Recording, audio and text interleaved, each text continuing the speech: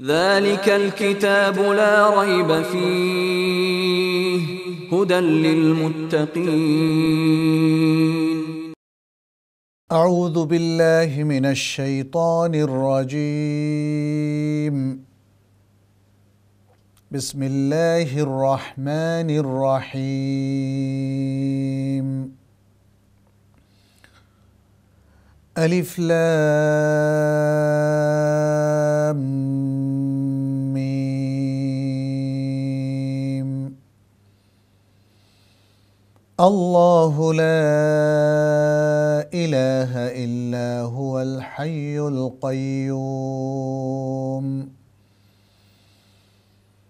نزل عليك الكتاب بالحق مصدقا لما بين يديه وأنزل التوراة والإنجيل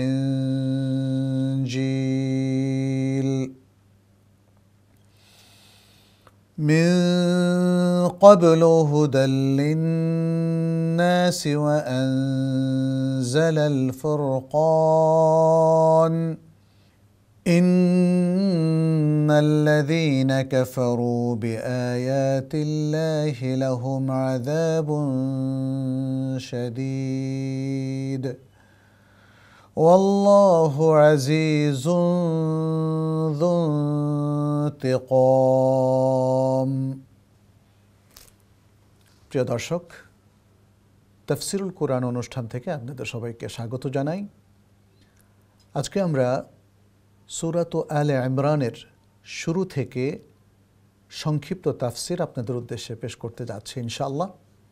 প্রথমেই এ সূরার কিছু গুরুত্বপূর্ণ তথ্য আপনাদের সামনে উপস্থাপন করছি এবং এর যে ফজিলাহ এবং যে শানে নজুল সেটাও আপনাদের সামনে তুলে ধরবো ইনশাআল্লাহ, এবং তারপর আমরা পর্যায়ক্রমে এই আয়াতগুলো যেগুলো আমরা তেলাওয়াত করেছি সেগুলোর শব্দার্থ, প্রাঞ্জল অর্থ, সংক্ষিপ্ত তাফসির এবং আয়াতগুলোর শিক্ষা আপনাদের সামনে উপস্থাপন করব ইনশাআল্লাহ। সূরাত আলে ইমরান আল কোরআনের তৃতীয় সূরা। এর আয়াত সংখ্যা হচ্ছে 200। এই সূরা নাজিলের যে প্রেক্ষাপট এবং শানে নজুল সে সম্পর্কে বিশুদ্ধ রেওয়ায়েতে বর্ণিত আছে যে নাজরানের একদল খ্রিস্টান নবী সাল্লাল্লাহু আলাইহি ওয়াসাল্লামের কাছে আগমন করলেন এবং ঈসা আলাইহিস সালাম সম্পর্কে তারা নানা রকম তথ্য দেওয়া শুরু করলেন, বরং এক পর্যায়ে নবী সাল্লাল্লাহু আলাইহি ওয়াসাল্লামের সাথে তারা ঝগড়া করাও শুরু করলেন। তখন ঈসা আলাইহিস সালামের যে পরিবার সে সম্পর্কিত তথ্য আল্লাহ সুবহানাহু ওয়া তাআলা এখানে তুলে ধরলেন। শুরু থেকে 83 নম্বর আয়াত এ সম্পর্কে নাজিল হয়। সূরাতে আলে ইমরানের অসংখ্য ফজিলত রয়েছে। সহিহ মুসলিম এবং মুসনাদ ইমাম আহমদের মধ্যে আবু উমামা আল বাহিলি রাদিয়াল্লাহু তাআলা আনহু থেকে একটি হাদিস বর্ণিত হয়েছে যেখানে নবী সাল্লাল্লাহু আলাইহি ওয়াসাল্লাম বলেছেন, তোমরা আল কোরআন তেলাওয়াত করো, কারণ কোরআন যারা কোরআন তেলাওয়াত করে এবং পড়ে তাদের জন্য কিয়ামতের দিন শাফাআত করবে। এরপর তিনি বলছেন, ইকরাউ আজ-জাহরাওয়াইনি আল বাকারাতা ওয়া সূরাত আল ইমরান, তোমরা দুটো উজ্জ্বল সূরা তথা আল বাকারা এবং সূরাত আল ইমরান তোমরা পড়ো, তেলাওয়াত করো। তিনি বলছেন, فإنهما تأتيان يوم القيامة كأنهما غمامتان, বলেছেন যে এই দুটো সূরা কিয়ামতের দিন যারা পাঠ করে তাদের জন্য মেঘমালা।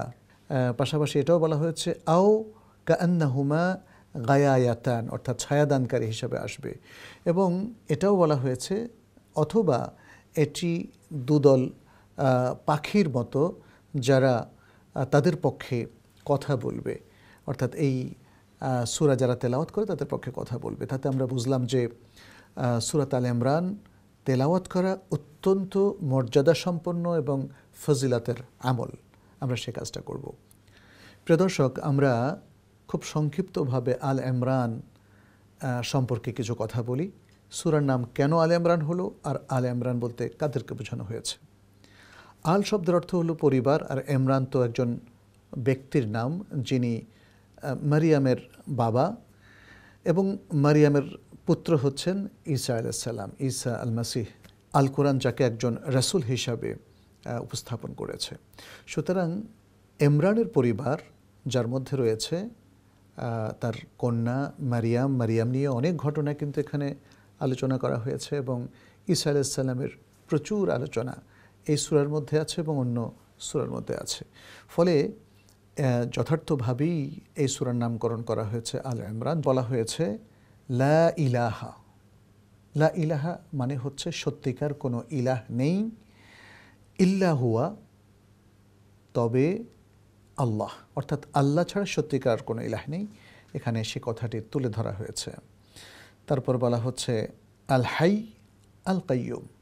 আল্লাহর দুটো সিফা, আল হাই মানে চিরঞ্জীব, আল কাইয়ুম মানে হচ্ছে সব কিছুর ধারক এবং বাহক, যিনি নিজেই নিজের সব কিছু ধারণ করেন এবং সারা পৃথিবীর যিনি মূল পরিচালক, ধারক এবং বাহক, তিনি হলেন আল কাইয়ুম। নাজ্জালা, যিনি অবতীর্ণ করেছেন, নাজ্জালা আলাইকা, আপনার উপর, আপনার বলতে এখানে নবী সাল্লাল্লাহু আলাইহি ওয়াসাল্লামকে বোঝানো হয়েছে, বিল হাক্কি, সত্য সহকারে। আল্লাহ যা নাজিল করেন সবসময় সত্য সহকারে নাজিল করেন। মুসাদ্দিকান লিমা বাইনা ইয়াদাইহি, মুসাদ্দিকান মানে হচ্ছে তাসদিক প্রদানকারী, সত্য প্রতিপন্নকারী। আল কোরআন তার পূর্বের কিতাবগুলোর সত্য প্রতিপন্নকারী, সেটি এখানে তুলে ধরা হয়েছে। ওয়ানজালা তিনি নাজিল করেছেন, ওয়া মানে এবং, আনজালা নাজিল করেছেন। এখানে আমাদের ওলামায়ে কেরাম সূক্ষ্ম একটা পার্থক্য তুলে ধরেছেন। নাজ্জালা মানে হচ্ছে বিভিন্ন সময়ে নানাভাবে সেটাকে নাজিল করা, একসাথে নাজিল না করার। আনজালা বলতে একসাথে নাজিল করা। যেহেতু বলা হয়ে থাকে তাওরাত এবং ইনজিল এ দুটো গ্রন্থ একসাথে একবারে আল্লাহ সুবহানাহু ওয়া তাআলা নবীর উপর নাজিল করেছেন, সেক্ষেত্রে তিনি এখানে আনজালা ব্যবহার করেছেন। মিন কাবলু, ইতপূর্বে, অর্থাৎ আল কোরআনের আগে। হুদাল লিন্নাস, হুদান হেদায়েতের জন্য, লিন্নাস মানুষের হেদায়েতের জন্য। এতগুলো কিতাব, আল কোরআন, আত তাওরাত, আল ইনজিল, সবগুলো মানুষের হেদায়েতের জন্য নাজিল করা হয়েছে।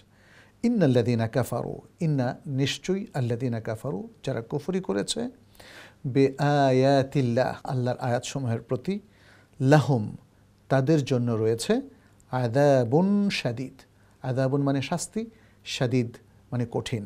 এরপরে আল্লাহর আরও দুটো সিফাত এখানে উল্লেখ করা হয়েছে এই চতুর্থ আয়াতে। আজিজুন মহাপরাক্রমশালী, আল কাউই আল্লাযী লা ইউকহার ওয়া লা ইউগলাব, এমন শক্তিশালী যাকে কেউ পরাভূত করতে পারে না।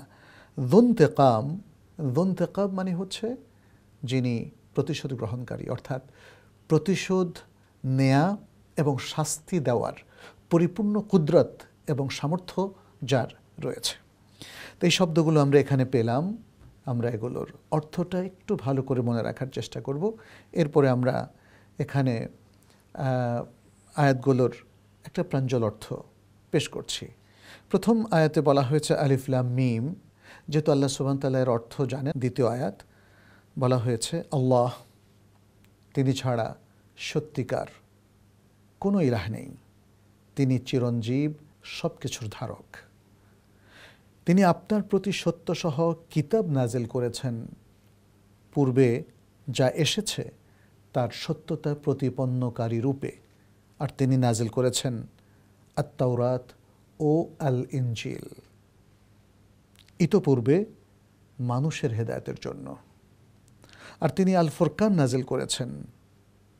নিশ্চয়ই যারা আল্লাহর আয়াতসমূহের প্রতি কুফরি করে তাদের জন্য রয়েছে কঠোর শাস্তি, আর আল্লাহ মহাপরাক্রমশালী, প্রতিশোধ গ্রহণকারী। এবার আমরা খুব সংক্ষিপ্ত তাফসির আপনাদের সামনে পেশ করব ইনশাআল্লাহ।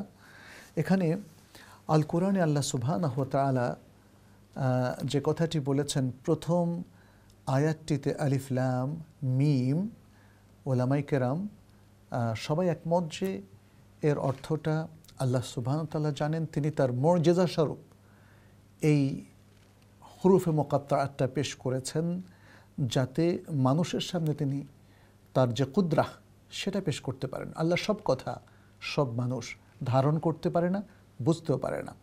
তবে যে কথাগুলো মানুষের বোঝা প্রয়োজন সেগুলো আল্লাহ সুবহানাহু ওয়া তাআলা বোধগম্য ভাষায় তিনি নাজিল করেছেন। যেমন দ্বিতীয় আয়াতটিতে আল্লাহ তাআলা বলছেন আল্লাহু লা ইলাহা ইল্লা হুয়াল হাইয়ুল কাইয়ুম। এখানে আল্লাহ সুবহানাহু ওয়া তাআলা তার তাওহীদকে প্রতিষ্ঠিত করেছেন। আল্লাহ ছাড়া সত্যিকার আর কোনো ইলাহ নেই। ওলামায়ে কেরাম বলেছেন এখানে লা ইলাহা বলতে লা ইলাহা বিহাক্কিন। পৃথিবীতে তো অনেক উপাস্য রয়েছে, মানুষ অনেক কিছুকেই উপাস্য বানিয়ে নিয়েছে, কিন্তু এখানে সত্যিকার উপাস্য এবং সত্যিকার ইলাহ অথবা ইবাদতের যোগ্য সত্যিকার সত্তা আল্লাহ ছাড়া আর কেউ নন, সেটি এখানে তুলে ধরা হয়েছে। তারপর বলা হয়েছে তিনি আল হাই, চিরঞ্জীব। আল্লাহ তিনি চিরঞ্জীব, তার কোনো মৃত্যু নেই, বরং তিনি সব কিছুকে, সব প্রাণীকে তিনি মৃত্যু দেন, তিনি আবার জীবন দেন। আল কাইয়ুম বলতে কায়েমুন বিনাফসিহ, যিনি নিজে নিজেই নিজের সব কিছু ধারণ করেন, সব কিছুর ধারক। এবং কায়েমুন বিতাদবীর আল কাউন, অর্থাৎ এই যে মহাজগৎ, বিশ্বজগৎ, মহাশূন্য, এ সব কিছুর তিনি পরিচালনাকারী সত্তা। এই জন্যই বলা হচ্ছে তিনি সব কিছুর ধারক, অর্থাৎ সব কিছুর পরিচালক। এবং তিনি নিজেরও ধারক, অর্থাৎ তার কারোর প্রতি মুখাপেক্ষী নেই, কোনো কিছু তাকে চালায় না। আল হাইয়ু আল কাইয়ুম আল্লাহ সুবহানাহু ওয়া তাআলার দুটো সুন্দর নাম, এবং পাশাপাশি এটা দুটো সিফাতও বটে, অর্থাৎ আল্লাহ সুবহানাহু ওয়া তাআলার পরিপূর্ণ দুটো জ্ঞানকে এখানে স্পষ্ট করে তোলা হয়েছে। তিনি চিরঞ্জীব, সব কিছুর ধারক। এরপর বলা হচ্ছে নাজ্জালা আলাইকাল কিতাবা বিল হক, আল্লাহ সত্য সহকারে হে নবী মুহাম্মদ সাল্লাল্লাহু আলাইহি সাল্লাম আপনার উপর আল কিতাব নাজিল করেছেন। আল কিতাব কিন্তু আল কোরআনের আরেকটা নাম। আল কিতাব আপনার উপর সত্য সহকারে নাজিল করেছেন, অর্থাৎ এই আল কোরআনের মধ্যে যা কিছু রয়েছে সবই সত্য। আল কোরআনের প্রত্যেকটা বক্তব্য, প্রত্যেকটা মেসেজ, প্রত্যেকটা আয়াত, প্রত্যেকটা সূরা মহাসত্য। এবং তিনি এর পক্ষে আগেও কিতাব নাজিল করেছিলেন, ফলে কোরআন হয়ে গেছে তার পূর্ববর্তী কিতাবগুলোর জন্য সত্য প্রতিপন্নকারী, এবং পূর্ববর্তী কিতাবগুলোও কোরআনকে সত্য প্রতিপন্ন করছে। সেই সুন্দর ভাষ্যটা কিন্তু আমরা এই আয়াত থেকে স্পষ্ট বুঝি, যেখানে আল্লাহ সুবহানাহু ওয়া তাআলা বলছেন মুসাদ্দিকাল লিমা বাইনা ইয়াদাইহি ওয়া আনজালাত তাওরাতা ওয়াল ইনজিল, এবং তিনি আত-তাওরাত আল ইনজিলকে নাজিল করেছেন। আমরা জানি আত-তাওরাত নাজিল হয়েছে কার উপরে? মূসা আলাইহিস সালামের উপরে, এবং আল ইনজিল নাজিল হয়েছে ঈসা আলাইহিস সালামের উপরে। মূসা আলাইহিস সালামের পরবর্তী বংশধররাই বনী ইসরাইল, তাদেরই মধ্য থেকে পরবর্তীতে ঈসা আলাইহিস সালামের যারা হাওয়ারি ছিলেন তারা আবির্ভূত হয়েছিলেন। তো আত-তাওরাত এবং আল ইনজিল এটি আল্লাহ সুবহানাহু ওয়া তাআলার নাজিলকৃত অত্যন্ত বিখ্যাত আসমানি গ্রন্থগুলোর অন্যতম, এবং এই ইনজিলের পরবর্তী কিতাবই হচ্ছে আল কোরআন। আল্লাহ সুবহানাহু ওয়া তাআলা এর পরে বলছেন মিন ক্বাবলু হুদাল লিন্নাস, তিনি বলেছেন যে এই যে আত-তাওরাত আল ইনজিল নাজিল করলেন এগুলো কোরআনের আগে নাজিল হয়েছে। মিন ক্বাবলু বলতে মিন ক্বাবল আল কোরআন, মিন ক্বাবল আল কিতাব। হুদাল লিন্নাস মানুষের হেদায়েতের জন্য, এবং তারপর বলছেন ওয়া আনজাল ফুরকান, তারপরে তিনি নাজিল করেছেন আল ফুরকান। আল ফুরকান অর্থাৎ সত্য মিথ্যার মধ্যে পার্থক্য সূচনাকারী, এবং এটি আল কোরআনের আরেকটি নাম। আল কোরআনের অনেকগুলো নাম আছে, তার মধ্যে আল ফুরকান একটি নাম। এরপর আল্লাহ সুবহানাহু ওয়া তাআলা বলছেন ইন্নাল্লাযীনা কাফারু বিআয়াতিল্লাহি লাহুম আযাবুন শাদীদ, আল্লাহর এই কিতাবগুলোর উপর ঈমান আনা ফরজ। প্রত্যেক ব্যক্তিকে ঈমান আনতে হবে।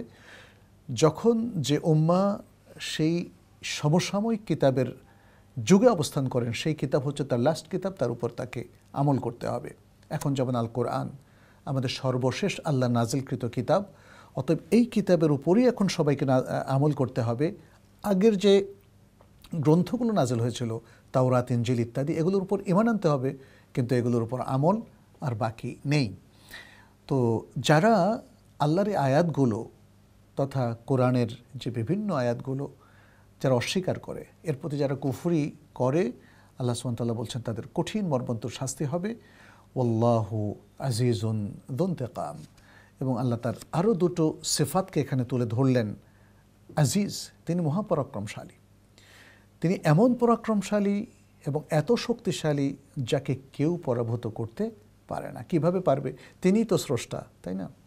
যুনতাকাম উলামায়ে কেরামের অর্থে বলেছেন, অর্থাৎ লাহু আল কুদরাতু আলাল ইনতাকাম, তিনি ইনতাকাম নিতে পারেন, কিন্তু অনেক সময় তিনি সেটা নেন না। ইনতাকাম মানে হচ্ছে প্রতিশোধ। মানুষ কত অপরাধ করে, কত অন্যায় করে, ভুল করে, জুলুম করে, কিন্তু আল্লাহ সুবহানাহু ওয়া তাআলা সাথে সাথে তার কোনো প্রতিশোধ নেন না, যদিও প্রতিশোধ নেওয়ার ক্ষমতা তার আছে এবং শাস্তি দেওয়ার ক্ষমতাও তার আছে। প্রিয় দর্শক, আমাদের এই আয়াতগুলো থেকে আমরা খুবই সুন্দর সুন্দর কিছু শিক্ষা পাই। সেই শিক্ষাগুলো আপনাদের সামনে খুবই সংক্ষেপে তুলে ধরছি। 1 নম্বর, এই আয়াতের মাধ্যমে আল্লাহর একত্ববাদ এবং তাওহীদ প্রতিষ্ঠিত হয়, যার মূল কথাই হচ্ছে আল্লাহ ছাড়া সত্যিকার আর কোনো ইলাহ নেই। দ্বিতীয় যে শিক্ষাটা আমরা পাই সেটি হলো আল্লাহর বেশ কিছু সুন্দর সুন্দর নাম এই আয়াতগুলোতে আল্লাহ সুবহানাহু ওয়া তাআলা উল্লেখ করেছেন। তার মধ্যে রয়েছে আল হাই, এর অর্থ হলো চিরঞ্জীব, আল কাইয়ুব, সব কিছুর ধারক, এবং আল আজিজ, মহাপরাক্রমশালী। এবং আরেকটি সিফাতও এখানে উল্লেখ করা হয়েছে, সেটি হলো যুনতাকাম, অর্থাৎ প্রতিশোধ গ্রহণকারী। এখানে একটা জিনিস জাস্ট আমাদের খেয়াল রাখতে হবে, সেটি হচ্ছে আল্লাহর অধিকাংশ নামগুলোই কিন্তু তার সিফাতি নাম, এবং সেগুলো পরিপূর্ণ সিফাত তথা গুণাবলীর নির্দেশক। এরপর শিক্ষাটা হচ্ছে আল্লাহ সুবহানাহু ওয়া তাআলা আল কিতাব নাযিল করেছেন তার শেষ নবী মুহাম্মদ সাল্লাল্লাহু আলাইহি ওয়াসাল্লামের উপর। আল কিতাব মানে আল কোরআন। এবং তিনি তার আরও দুজন নবী ও রাসূলের উপর নাযিল করেছেন আরও দুটো গ্রন্থ, সেটি হলো আত-তাওরাত মূসা আলাইহিস সালামের উপরে এবং আল ইনজিল ঈসা আলাইহিস সালামের উপরে।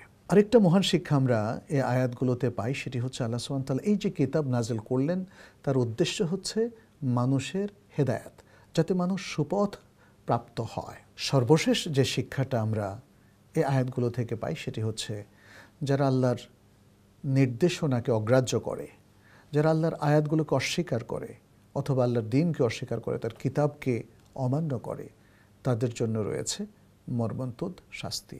অতএব প্রিয় দর্শক, আসুন আমরা আমাদের ঈমানের পথে চলি, আল্লাহ সকল কিতাবের উপর আমরা বিশ্বাস রাখি, আর শেষ কিতাব অনুযায়ী আমরা আমল করে আমাদের জীবন গড়ি। আল্লাহ আমাদের সবাইকে তৌফিক দান করুন। হাদা সাল্লাল্লাহু ওয়া সাল্লামা আলা নবিয়িনা মুহাম্মদ ওয়া আলা আলিহি ওয়া আসহাবিহি আজমাইন। ذلك الكتاب لا ريب فيه هدى للمتقين